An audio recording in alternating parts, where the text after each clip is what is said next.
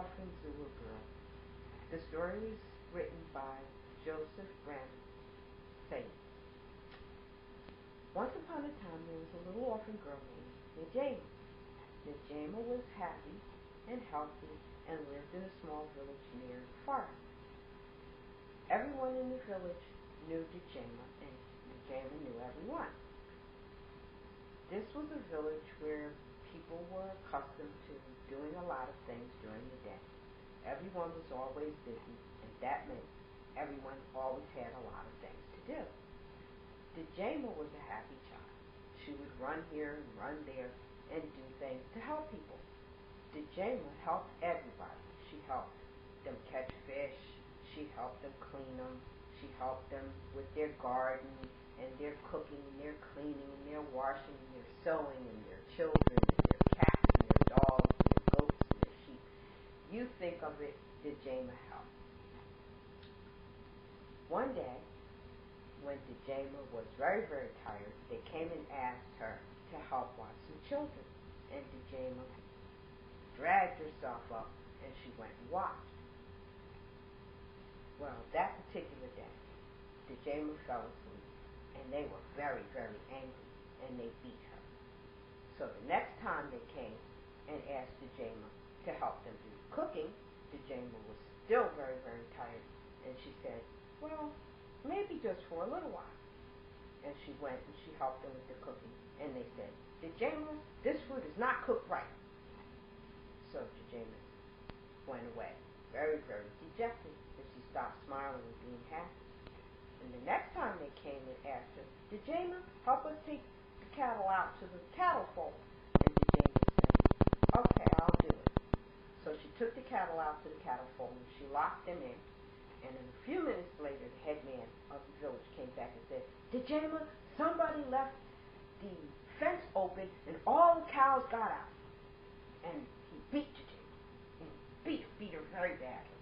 So that night, Najema cut a little hole in the side of her hut and she ran away. I just can't please those people. There's nothing I can do right, and they just don't like me anymore. So she ran away, and she ran, and she ran, and she ran, and she ran, and she ran. She ran through mud puddles, and she ran through bushes with thorns, and scratched her arms and legs and face. But she just kept running, and all of a sudden, she ran into a snake.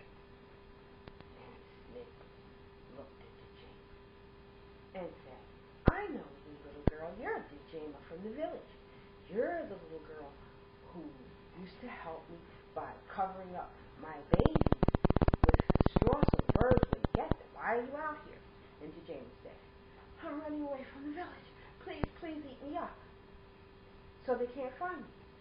And the snake said, can't do it. Go down the road. Maybe Mr. Hyena will do it. So Najema ran and she ran and she ran and she ran and she ran and she ran and she ran and she ran and she ran through puddles and more vines and bushes and everything until she ran over top of Mr. Hyena. Oh, I'm sorry, Mr. Hyena, but I'm trying to get away from the village. Why, Najema? Is this a new game? No, this isn't a new game. I need to get away. Please, please, eat me up. I don't have anywhere to go, no place to hide. No, Najema, I can't eat you up. You're the one who used to leave the tasty bones out for me to clean my teeth. And look, my teeth, I don't have any cavities. I can't eat you up. You've been too good to me. Go down the road and ask Mr. Lion. So Najema ran. Gotta get away. I'm so tired. So she finally heard this boom, and out jumped Mr. Lion. What are you doing out here in the middle of the night, Najema? Don't you know it's dangerous out here? Anything can happen. Why are you away from the village? And Najema said, oh, Mr. Lion, I just had to get away from the village. They just don't like me anymore. Nothing I can do is right, and I don't have anywhere else to go and no place to hide.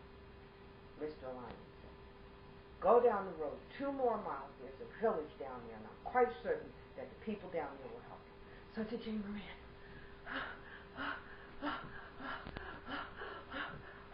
Until she couldn't run anymore. And so she walked, and she walked, and she walked, and she walked, and she walked, and she walked until the sun came up. And at the end of the road, there was a village. And in the village, there was a man chopping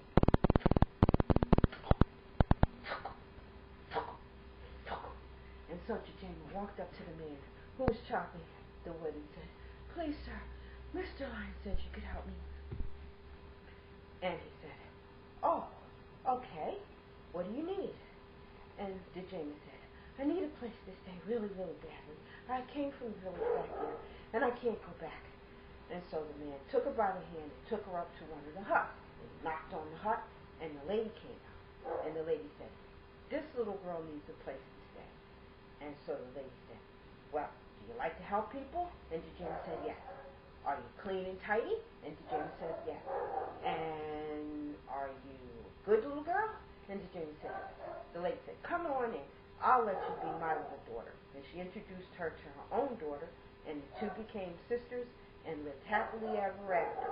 And the moral of this story is, no matter how bad you think life is, there's always something better down the road.